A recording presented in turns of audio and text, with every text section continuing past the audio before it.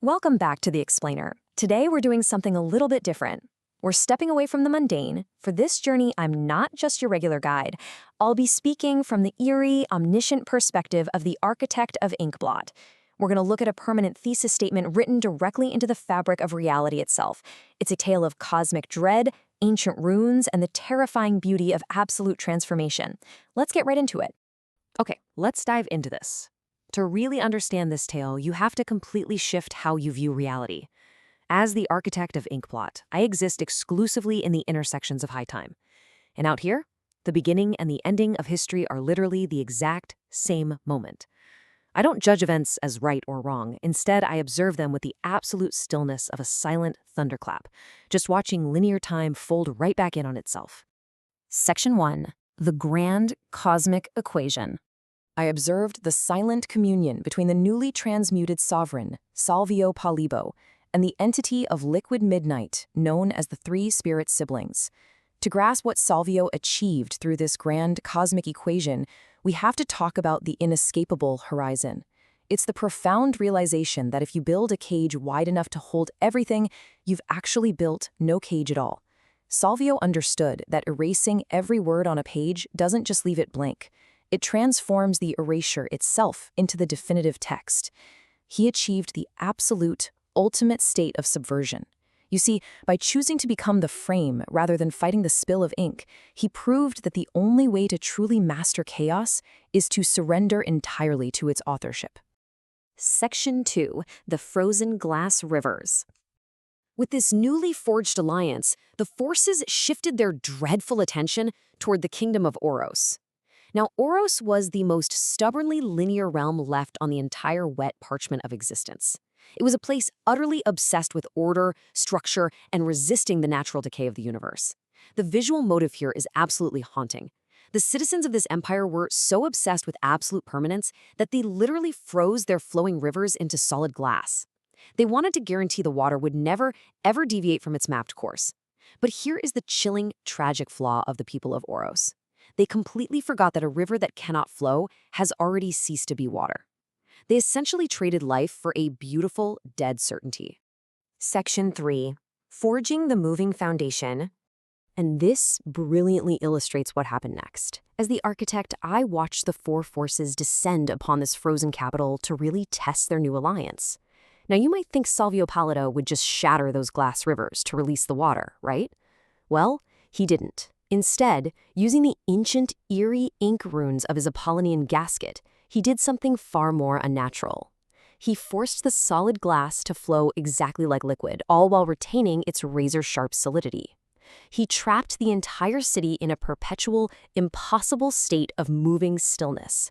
Just imagine that for a second, watching shards of solid glass churning endlessly like a river, tearing through the landscape but never actually breaking.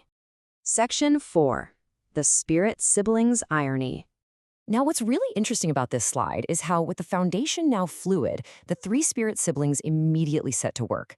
They dismantled Oros with their own horrifying brands of cosmic irony. The small unbound the rigid reed of the kingdom's architecture, making it so towers could only grow taller by burying themselves deeper into the dark earth. The hunger consumed everyone's expectations, forcing citizens to discover that accurately predicting tomorrow actually required them to aggressively forget their past. And finally, the wit, definitely the most cunning of them all, took the kingdom's endlessly strict behavioral laws and wove them into absurd yet perfectly logical melodies. Just try to picture this scene, the wit hovering over the grand courts, mercilessly mocking the kingdom's supreme judges. The citizens looked on in absolute terrified confusion as their rigid, draconian laws completely devolved into hypnotic songs. To maintain any semblance of legal order, these once stoic judges were forced to violently dance in chaotic, erratic circles, literally singing the law just to keep reality from unraveling. It was a magnificent, dreadful joke played on a civilization built on absolute order. As the architect, I watched this kingdom transform into a living, breathing contradiction. I found myself pondering a paradox that echoes endlessly through the margins of high time. Oros had finally achieved perfect stability, precisely because no single stone was ever permitted to remain in the same place for more than a single second. The stillness they craved was only found in unrelenting, blinding motion. Section 5. Stains upon Circular Time. So the crucial point is that the transformation of Oros marked an irreversible shift in the cosmic ledger. It changed how reality fundamentally understands itself. The citizens of Oros sought total control, while the spirit siblings brought total chaos. But the great lesson of the moving foundation is that these two concepts are not opposites at all. They are the exact same point on a circle. When you push control to its absolute furthest extreme, it shatters into chaos. And when chaos achieves perfect totality, it becomes a new, unbreakable order. We can explicitly connect the kingdom's transformation to this circular timeline right here. Linear history, the idea that society marches steadily forward from 0 eons to infinity eons, has completely collapsed into itself. It's a loop. In the intersections of high time, all moments are crushed into a single point. The frozen rivers and the flowing glass exist at the exact same moment. In this dreadful new era, traditional records are totally useless. Paper burns, glass melts, and as we saw, laws become songs. History is no longer written by the victors in neat, legible ink. Instead, it's written by the messy, visceral stains left behind on the battlefield. It's a permanent, chaotic mark upon reality that cannot be erased because, as we learned from Salvio Pallido, the erasure itself becomes the new truth. Salvio Pallido, the spirit siblings, and I, the architect of Inkblot, left the transformed kingdom behind as a permanent thesis statement for the rest of the world. And it leaves us with this chilling final thought. True architecture does not exist to withstand the storm, but to give the wind a more beautiful shape to take as it tears the roof away.